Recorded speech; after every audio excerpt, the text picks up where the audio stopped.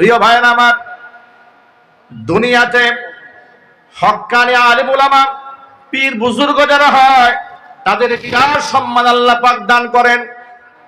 তারা নিজেদেরকে সব সময় আড়াল করতে পছন্দ করেন, মানুষের সামনে বড় করে তোলা হোক এটা তারা পছন্দ করেন না, এটা তারা চান না, এটা তাদের মেজাজ হয় না। আল্লাহর ওলিরা সব সময় নিজেকে লুকায় রাখেন, আল্লাহর ওলিরা কোনোদিন নিজেকে বড় মনে করে না। ঠিক কিনা বলেন? ইমাম আহমদ ইবনে হাম্বল রাহমাতুল্লাহি আলাইহির নাম শুনেছেন আপনারা? কারা কারা শুনছেন হাত দেখি তো ভাই। মাশাআল্লাহ, ইমাম আহমদ ইবনে হাম্বল রাহমাতুল্লাহি আলাইহি কত বড় মাপের আলিম ছিলেন, কত বড় ফকিহ ছিলেন।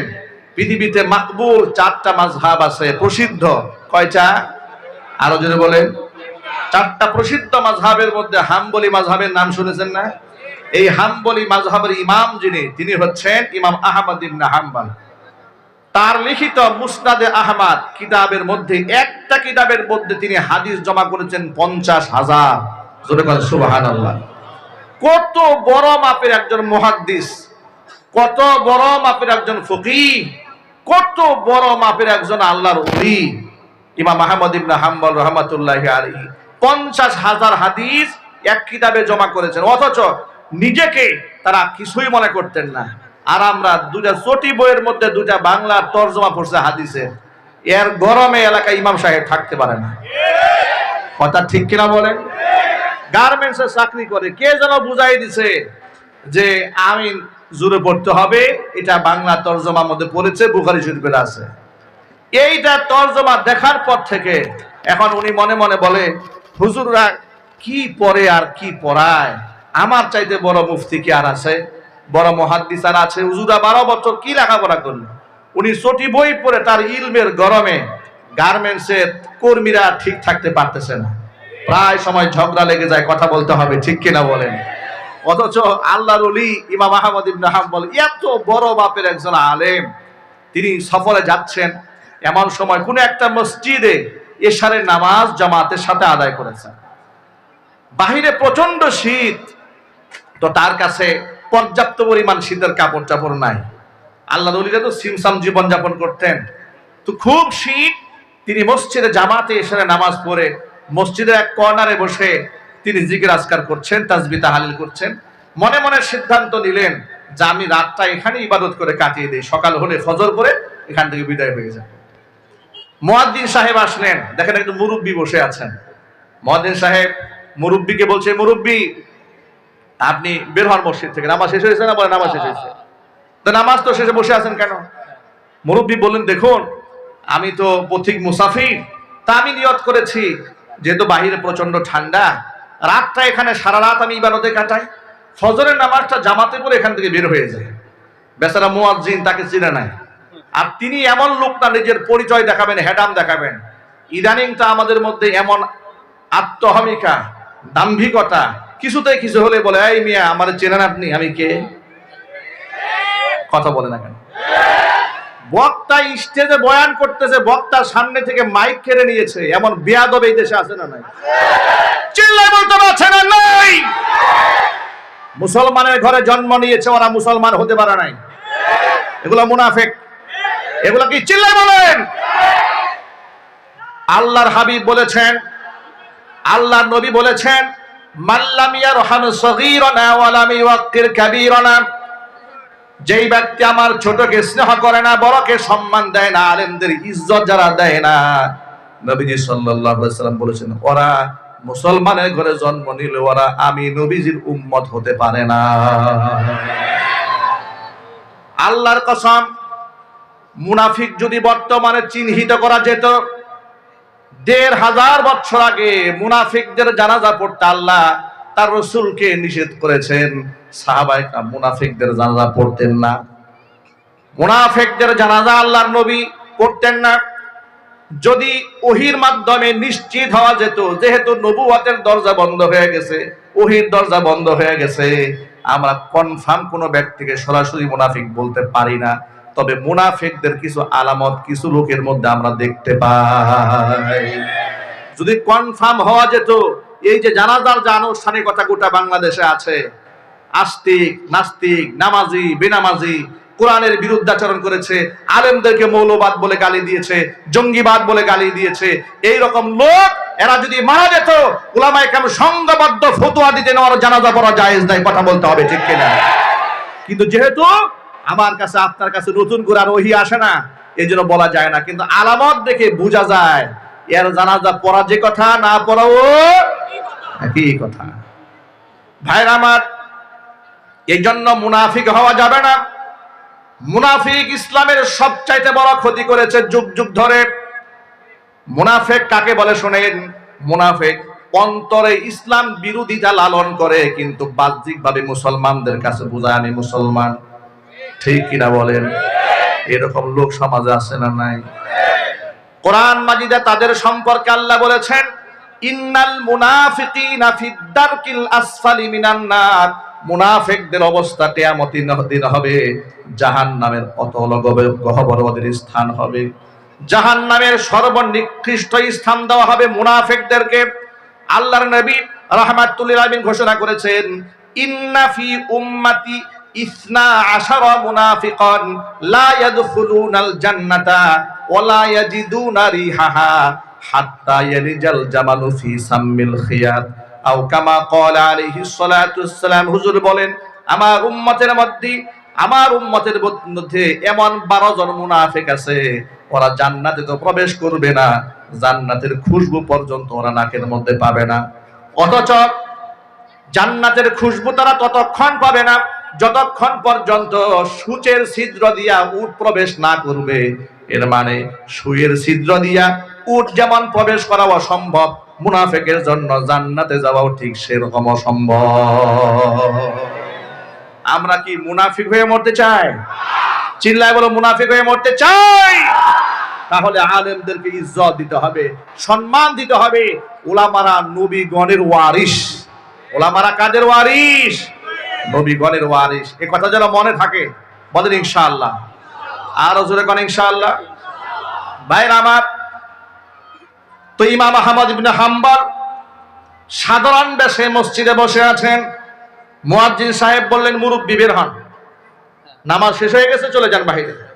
তিনি বললেন, আল্লাহর বান্দা মুয়াজ্জিন সাহেব, আমি তো পথিক মুসাফির, প্রচন্ড শীত, বাহিরে আমার বয়স হয়ে গেছে, মুরব্বি মানুষ আমি, তা আমি এখানে তাহাজ্জুদের রাতটা কাটাই দিই, সকালে ফজর পরে বের হয়ে যাই। মুয়াজ্জিন সাহেব বলল, ওই সমস্ত কথা চলবে না, ওই সমস্ত কথা চলবে না, খালি বের হন মসজিদ থেকে। তখনও তিনি নিজেকে বলেন না, মুয়াজ্জিন সাহেবের কাছে পরিচয় দিয়ে বলেন না, মিয়া আমার চেনো, আমি কে?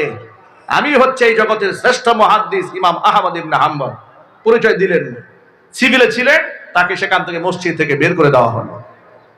কিতাবের মধ্যে এসেছে, ইমাম আহমদ ইবনে হাম্বল রাহমাতুল্লাহি আলাইহি মসজিদ থেকে বের হয়ে তালাশ করতেছিলেন যে রাতটা কোথায় একটু আরামে কাটাইয়া দেওয়া যায়।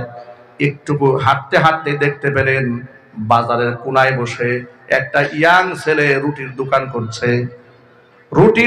করছে। এখানে তাওয়ার মধ্যে রুটি দিচ্ছে, রুটি সেকতেছে আর রুটি বিক্রি করতেছে গভীর রাত্রি। আহমদ ইবনে হাম্বল রাহমাতুল্লাহি আলাইহি ওই ইয়াং দোকানদারের পাশে গিয়া বসলেন। পাশে গিয়া বলছেন, ও দোকানদার, তোমার তাওয়ার মধ্যে রুটি সেকতেছো, আমি যদি পাশে বসে একটু কাছ থেকে তাপ গ্রহণ করি, তোমার কোনো আপত্তি আছে? দোকানদার বলল, মুরব্বি বলেন কি, এটা কোনো বিষয় নাকি? আপনি যদি এখানে বসে একটু তাপ গ্রহণ করেন তো আমার সুবিধা হলো, আমি একটা সঙ্গী পেয়ে গেলাম, কোনো অসুবিধা না, আপনি বসুন। ইমাম আহমদ বিন হাম্বল রাহমাতুল্লাহি আলাইহি তাওয়ার পাশে বললেন, সেখান থেকে তাপ গ্রহণ করতেছিলেন। আর দোকানদারের কি দোকানদারি করে, কেমনে করে পর্যবেক্ষণ করতেছিলেন। তিনি দেখতে পেলেন এই ইয়াং দোকানদার তাওয়ার মধ্যে যখন রুটি দেয় তখন বলে আস্তাগফিরুল্লাহ, আবার তাওয়া থেকে রুটি যখন উপরে উঠায় বলে আস্তাগফিরুল্লাহ, কাস্টমারের হাতে রুটি যখন দেয় বলে আস্তাগফিরুল্লাহ, টাকা যখন গ্রহণ করে বলে আস্তাগফিরুল্লাহ। জবানের মধ্যে কথায় কথায় তিনি ইস্তিগফার পাঠ করছেন। ইয়াং ছেলে এই দোকানদারের আচরণ দেখে ইমাম আহমদ ইবনে হাম্বল বড় অবাক হয়ে গেলেন, আল্লাহর বান্দা জবানে কথায় কথায় ইস্তিগফার কেন পাঠ করা? ইয়াং ছেলেটি বলছে, ও পথিক মুসাফির, তুমি তো জানো না ইস্তিগফারের আমল করতে করতে আল্লাহ পাক আমার মর্যাদা কোথায় উঠিয়ে দিয়েছেন। এই জবান থেকে যে দুয়াই করি না কেন, দোয়া করতে দেরি হয়, আল্লাহর কাছে কবুল হতে দেরি হয় না। আল্লাহ তাআলা আমাকে মুস্তাজাব দাওয়া বানিয়ে দিয়েছেন। এই জন্য আমার সকল ভাইদের প্রতি উদাত্ত আহ্বান, জবানে বেশি বেশি ইস্তিগফার জারি রাখবেন। আস্তাগফিরুল্লাহ আস্তাগফিরুল্লাহ লা হাওলা ওয়ালা কুওয়াতা ইল্লা বিল্লাহ সব সময় পড়বেন। আল্লাহর হাবিবের গায়ে কোনো গুনাহ ছিল না, অথচ আল্লাহর নবী সাল্লাল্লাহু আলাইহি ওয়াসাল্লাম দিনে ৭০ বারের ঊর্ধ্বে তিনি ইস্তিগফার পাঠ করতেন। জোরে বলেন সুবহানাল্লাহ। ইয়াং এই দোকানদারের কথা শুনে ইমাম আহমদ ইবনে হাম্বল বড় হতবাক হয়ে গেলেন। যাহারে কি ফিতনার জামানা, যেখানে দোকানদাররা মিথ্যা কথা বলে, ২ নাম্বার জিনিসকে ১ নাম্বার জিনিসের কথা বলে বিক্রি করে, ওজনে কম দেয়, খাদ্যে ভেজাল দেয়। রমজান আসলে তো বর্তমানে আমাদের বাংলাদেশের ব্যবসায়ীদের অবস্থা দেখলে মনে হয় এগুলা সব নরেন্দ্র মোদীর নাতিপুতি। কথা ঠিক কিনা বলেন? আচরণ দেখে মনে হয় না মুসলমান। কৃত্রিম ক্রাইসিস তৈরি করে, খাদ্যদ্রব্য গুদামজাত করে কৃত্রিম ক্রাইসিস তৈরি করে বুটের দাম বাড়িয়ে দেয়, তেলের দাম বাড়িয়ে দেয়, পেঁয়াজের দাম বাড়িয়ে দেয়, খেজুরের দাম বাড়িয়ে দেয়। কথা বলতে হবে ঠিক কিনা? গোটা দুনিয়া অন্যান্য মুসলিম দেশে, দুবাইয়ে, কাতারে, সৌদি আরবে, যারা এমনকি অমুসলিম দেশ জার্মানি পর্যন্ত রমজান মাসে দেখেছি যে তারা সেখানে দ্রব্যমূল্য মুসলিমদের জন্য কমিয়ে দিয়েছে। একমাত্র আশ্চর্য দেশ মুসলমানদের দেশ বাংলাদেশ, যে দেশে রমজান মাসে দ্রব্যমূল্য বাড়িয়ে দেওয়া হয়। আমি সকল ভাইদেরকে বলছি এই ক্ষেত্রে আমাদেরও দোষ আছে। সেই দোষটা কি জানেন? রমজান এসেছিল ত্যাগের জন্য, আমরা ত্যাগের মাস না বানিয়ে ভোগের মাস বানিয়েছি। 11 মাস এই খানা খায় না, জন্মের খানা রমজান মাসে খায়। ঠিক কিনা বলেন? 14 আইটেম নিয়ে বসছি ইফতারে। আরে ভাই, এত ইফতার আইটেম দরকারটা কি? আপনি তো খেজুরকে ফরজ বানিয়ে ফেলেছেন, ওয়াজিব মনে হয় বানিয়ে ফেলেছেন। বুট না খেলে তো আপনার সংসার চলবে না। এমন একটা অবস্থা, মুড়ি ভাজি না খেলে মনে হয় এটা বুঝাই হয় নাই। এই যে আপনার যে চাহিদাটা, এর তো দোকানদার বুঝে ফেলেছে। দোকানদার তো বুঝে এরা রোজা না খাইলে কি হবে, ইফতার বাদ দিবে না। কথা বলে কেন? রোজা না করলে কি হবে, ইফতার বাদ দিবে না। পুরান ঢাকায় এক ভদ্রলোক নাকি বলতেছে যে তুমি বসছো কেন, তুমি তো রোজা রাখো না। মিয়া সাহেব, রোজা রাখি না, একটা কবিরা গুনাহ একটা করছি, এখন ইফতার না খেয়ে নাকি কাতরবো নাকি? উনি ইফতার খেয়ে ফেলবে। দেখবেন বেরোজাদারের ইফতারের জ্বালায় রোজাদার ইফতার খাবার সুযোগ পায় না। প্রিয় ভাইরা, এজন্য সকল ভাইদেরকে বলছি, দেখুন নবী করিম সাল্লাল্লাহু আলাইহি ওয়াসাল্লাম বলেছেন, ইউহশারুত তুজ্জারু ইয়াউমাল কিয়ামাতি ফুজ্জারান। ব্যবসায়ীদেরকে কিয়ামতের দিন পাপিষ্ঠদের কাতারে দাঁড় করে দেওয়া হবে। চিৎকার যখন নাউজুবিল্লাহ। ইল্লা মান ইত্তাকা ওয়া সাদাকা, তবে যারা তাকওয়া অবলম্বন করেছে, সততা অবলম্বন করেছে, আমানতদারিতা রক্ষা করেছে, তাদের আবার বিরাট সম্মান। আত্তাজিরুস সাদুকুল আমিন মান নাবিয়্যিন ওয়াস সিদ্দিকিন ওয়াস শুহাদা। সত্যতাবাদী আমানতদার ব্যবসায়ীদের হাসর হবে নবীদের সাথে। আর যদি বলেন সুবহানাল্লাহ। এই জন্য ব্যবসায়ী ভাইরা কৃত্রিম ক্রাইসিস তৈরি করবেন না, ওজনে কম দিবেন না, খাদ্যে ভেজাল দিবেন না। 2 নম্বর জিনিসকে 1 নাম্বার বলে বিক্রি করবেন না। কসম কেটে মিথ্যা কথা বলবেন না। যদি সত্যবাদী হয়ে থাকেন, কিয়ামতে আপনার হাসর হবে নবীদের সাথে। চিৎকার দেবেন সুবহানাল্লাহ। মূল কথায় ফিরে আসি। আহমদ ইবনে হাম্বল এই ইয়াং ছেলের কথা শুনে হতবাক হয়ে গেল। এ কেমন দোকানদার, কথায় কথায় ইস্তেগফার পাঠ করে। দোকানদার বলে, আল্লাহর বান্দা, আমি আমার জবানে প্রতিনিয়ত ইস্তিগফারের আমল করার কারণে আল্লাহ আমার সম্মান এত এত উপরে উঠিয়ে দিয়েছে। জবানে দোয়া করতে দেরি হয়, আল্লাহ পাক কবুল করতে দেরি করেন না। তবে মুসাফির, আমার মনে একটা কষ্ট আছে, একটা কষ্ট আছে। সব দোয়া আল্লাহ কবুল করেছেন, একটা দোয়া কেন যেন এখনো কবুল হয় নাই। আহমদ ইবনে হাম্বল জিজ্ঞেস করলেন, আল্লাহর বান্দা, কোন দোয়া তোমার কবুল হয়নি? ছেলেটি বলে, আহমদ ইবনে হাম্বল রাহমাতুল্লাহি আলাইহি নামক এই অঞ্চলের শ্রেষ্ঠতম একজন মুহাদ্দিস আছে, বড় বুজুর্গ আলেম আছে। আমি আল্লাহর কাছে দোয়া করেছি, রব্বুল আলামিন আমার জীবনে একটা বার হলেও যেন ইমাম আহমদ ইবনে হাম্বলের সাক্ষাৎ পাই। যদি কোনোদিন তারে দেখতে পারি, তাকে বুকের সাথে আলিঙ্গন করে কপাল ধরে একটা চুমা দিতে চাই। এই দোয়াটা কবুল হয় নাই, বাকি যত দোয়া আছে সব আল্লাহ পাক কবুল করে নিয়েছেন। এতক্ষণ পর্যন্ত যিনি নিজেকে আড়াল রেখেছিলেন, যুবকের কথা শুনে নিজেকে আর লুকিয়ে রাখতে পারলেন না, দাঁড়িয়ে বললেন, ও যুবক, যে ইমাম আহমদ ইবনে হাম্বলকে দেখার জন্য তুমি আল্লাহর কাছে দোয়া করেছিলে, আল্লাহ পাক ওই ইমাম আহমদ ইবনে হাম্বলকে তোমার রাতের সাথী হিসেবে তোমার দোকানের মধ্যে আল্লাহ নিজে পাঠিয়ে দিয়েছে। পরিচয় দিলেন, বুকের সাথে আলিঙ্গন করলেন, কপাল ধরে চুমু খেলেন, আল্লাহ পাকের শুকরিয়া আদায় করলেন। ঘটনা থেকে কয়েকটা শিক্ষা পাওয়া যায়। এক নাম্বার শিক্ষা হচ্ছে নিজেকে কখনো বড় করতে নাই। আল্লাহর ওলিরা নিজেকে কোনোদিন বড় মনে করে নাই, কোনোদিন নিজেকে অহংকার করে মানুষের সামনে উপস্থাপন করে নাই। কিন্তু আমাদের কথার মধ্যে অহংকার, চলার মধ্যে অহংকার, আমাদের আচরণের মধ্যে অহংকার আছে না নাই? কথা বলে না কেন? আল্লাহর হাবিব রাহমাতুল লিল আলামিন যে 1000 বছর আগে ঘোষণা করেছেন, লা ইয়াদখুলুল জান্নাতা মান কানা ফি কলবিহি মিসকালু হাববাতিন মিন কিবরিন, একেবারে দানা পরিমাণ যদি অহংকার কারো কলিজার মধ্যে থাকে ওই ব্যক্তি জান্নাতে যেতে পারবে না। এই কথা সাহাবীরা শোনার পরে জিজ্ঞেস করলেন, ও আল্লাহর নবী, কিছু মানুষ তো এমন আছে সুন্দর টুপি পরে, সুন্দর জুতা পরে, সুন্দর জামা পরে, এটা কি অহংকারের অংশ কিনা? হুজুর বললেন না, ইন্নাল্লাহা জামিলুন ইউহিব্বুল জামাল, আল্লাহ নিজে সুন্দর, সৌন্দর্যটাকে আল্লাহ ভালোবাসেন, এটা অহংকার নয়। অহংকার হচ্ছে বাতারুল হাক্কি ওয়া গামতুন নাস, সত্যকে প্রত্যাখ্যান করা আর মানুষদেরকে তুচ্ছ তাচ্ছিল্য মনে করা। কথা ঠিক কিনা বলেন?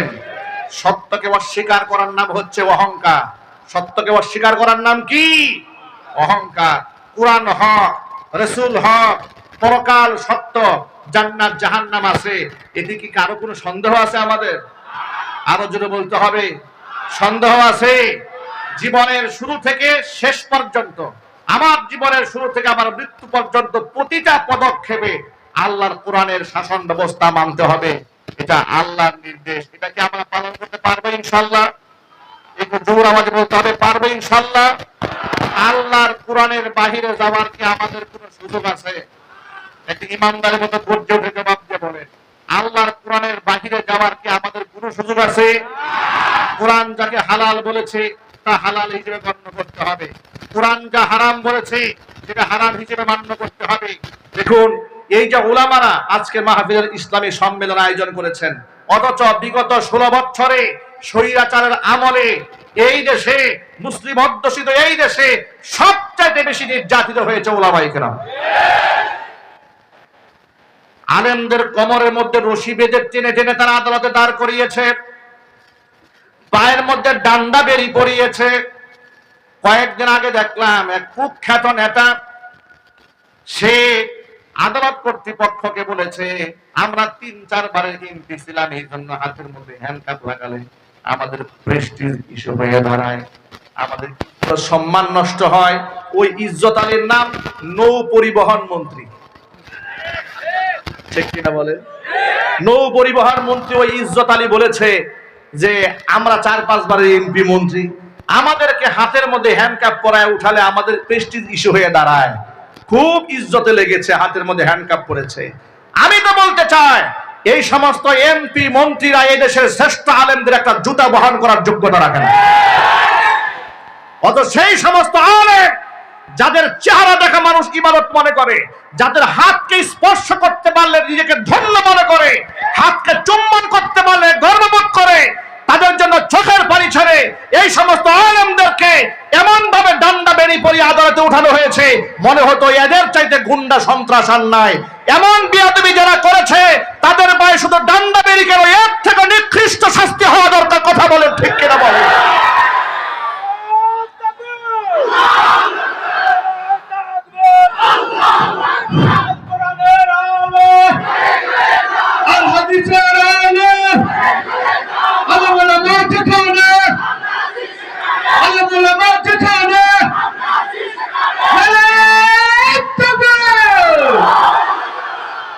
আলেমদেরকে মানুষ কত ভালোবাসে। করোনাকালীন সময়, ফুল লকডাউনের সময়ে আলেম মারা গেছে, জানাজার নামাজ পড়ার জন্য লাখো মানুষ ময়দানে জমা হয়ে গেছে, ঠিক কিনা বলে? বরং লকডাউনের সময় তো এমন হয়েছে, স্বামী মারা গেছে, স্ত্রী দেখতে আসে না, বাবা মারা গেছে, সন্তান লাশ ছয় না, ঠিক না ঠিক? ওই সময় জুবাইর আহমদ আনসারী রাহমাতুল্লাহি আলাইহি মারা গেলেন। জানাজার নামাজে লাখো মানুষের ঢল নামলো, টেলিভিশনে আলেমদের সমালোচনা করা হলো, বলা হলো সব মৌলবাদী দেশটাকে শেষ করে দিয়েছে। ভাইরা আমার, তোমাদের জানাজার মধ্যে টর্চ লাইট দিয়া লোক খুঁজে পাও না, আর আলেমদের জানাজার নামাজের মধ্যে পুলিশ দিয়া বাধা দিয়া লোক ঠেকায় রাখতে পারো না। পার্থক্য তো এখানে। শহীদ আল্লামা দেলোয়ার হোসেন সাঈদী রহমাতুল্লাহি আলাইহি জানাজার নামাজটা ঢাকা শহরে পড়ার জন্য আবামর জনসাধারণ চোখের পানি ফেলেছে। উনি তো শুধুমাত্র একটা জামাত ইসলামের নেতাই ছিলেন না, উনি তো একজন বড় আলেম ছিলেন, একজন বক্তা ছিলেন, একজন দায়ী ছিলেন। তার ওয়াজ শুনে নাই, সে হোক আওয়ামী লীগ, হোক বিএনপি, হোক জামাত, হোক জাতীয় পার্টি, এদেশের কোটি কোটি মানুষ সাঈদী সাহেবের ওয়াজ শুনেছে। এমন একজন সম্মানিত লোককে তোমরা জানাজা পর্যন্ত পড়তে দাও নাই, ইতিহাস আমরা ভুলে যাই না। আমার মতো লোককে তোমরা গাজীপুরের মাহফিল মঞ্চ থেকে নামিয়ে ককটেল মামলা দিয়ে 1 নাম্বার আসামি, বিএনপির মামলার আমাকে দিয়ে, হাসান সরকারকে 7 নাম্বার আসামি দিয়ে আমার 1 নাম্বার দিয়ে আদালতে তোমরা তুলেছিলে। মামলা দিয়েছিল, আমার পকেটের মধ্যে 16টা ককটেল পাওয়া গেছে। তোমরা আমাদের হাতে গরুর রশি দেয়া বেঁধে আমাদেরকে কোর্টে হাজির করেছিলে, ইতিহাস আমরা ভুলে যাই নাই। বিনা নোটিশে তোমরা আমাদের মসজিদ থেকে তাড়িয়ে দিয়েছিলে, ইতিহাস ভুলে যায় নাই। আগামীর ভবিষ্যতে আলেমুল আমাদের সাথে এখনো আচরণ যারা করবে, গোটা উম্মতে মুসলিমা তাদের বিরুদ্ধে জিহাদের ঘোষণা দিয়ে প্রস্তুত থাকতে হবে।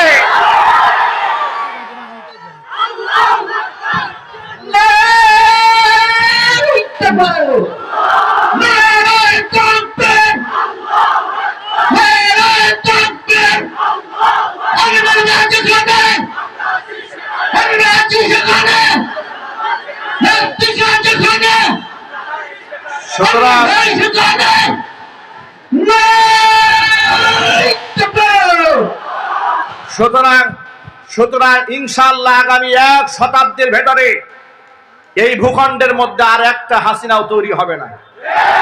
কথা পরিষ্কার। আমি আবার বলছি, পৃথিবীর ইতিহাস সাক্ষী, স্বৈরাচারী হাসিনা এদেশের ইসলাম পন্থীদের সাথে যে আচরণ করেছে, ফেরাউনও সে আচরণ করে নাই। মুসলমানদের পরিচয় দিয়ে এদেশের আলেমদেরকে হত্যা করে রক্ত নিয়ে জাতীয় সংসদে দাঁড়িয়ে যে মহিলা তামাশা করেছে, অন্ততপক্ষে আর যাই হোক এমন স্বৈরাচারীর পক্ষে টু শব্দ করবে এমন মুসলমান ভূখণ্ডে থাকতে পারে না। আপনারা ঐক্যবদ্ধ ছিলেন, ভবিষ্যতে ঐক্যবদ্ধ থাকতে হবে। এদেশ ইসলামের দেশ, এদেশ কোরআনের দেশ, এদেশে আলেম ওলামাদের দেশ। ঐক্যবদ্ধ থাকতে হবে। ইসলাম বিদ্বেষী কোন ব্যক্তি বাংলার জমিন আমরা বরদাস্ত করব না। আপনারা রাজি আছেন কিনা? দু হাত দেখতে চাই। আল্লাহ রাব্বুল আলামিন আমাদের সকলকে ঐক্যবদ্ধ থাকার তৌফিক দান করেন। জোরে কোন আমিন। ওয়া আখিরু দাওয়ানা আলহামদুলিল্লাহি রাব্বিল আলামিন। ওয়াসসালামু